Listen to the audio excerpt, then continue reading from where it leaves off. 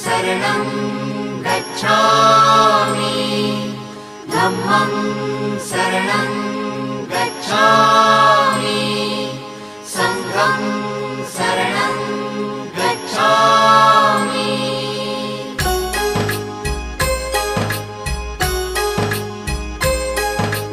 बुद्धं शरणं गच्छामि धम्मं शरणं गच्छामि संघं शरणं गच्छामि।